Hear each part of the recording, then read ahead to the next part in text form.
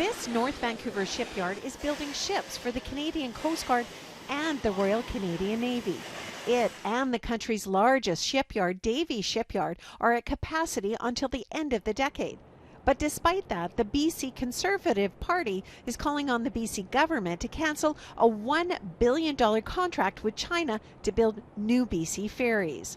The Conservatives say BC taxpayers shouldn't be funding jobs in China, and they want the BC government to cancel the contract after Beijing imposed crushing tariffs on Canadian farmers.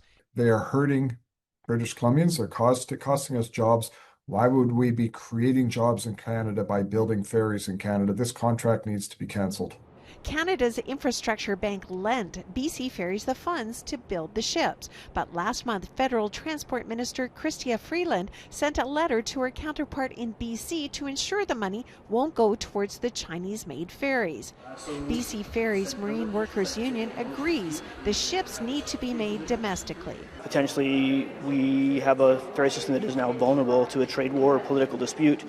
And if there's delays to ferry construction as a result, that is going to leave people waiting on the tarmac, like the Premier says. McNeely says there are benefits to building ferries in Canada, even if there are higher costs initially. I think when you look at increased costs, that's increased labor standards, that's increased quality, that's increased safety. I think those are all things that Canadians and Canadian workers hold valuable.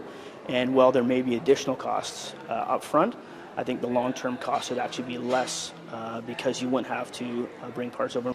And even though no Canadian shipyard bid on the BC Ferries contract, Rustad says the ships could have been built on Canadian soil. For the Conservative leader, the problem is a lack of foresight and financial flexibility. They should have been working over the years with C-SPAN and with Canadian shipbuilding to say this is what we have coming down the pipes. We're willing to have these contracts. Gear up for it, give us a price that is reasonable, and let's make sure that we keep these jobs and these investments in British Columbia. The union has launched a campaign called Build Them Here to pressure public officials to prioritize domestic shipbuilding.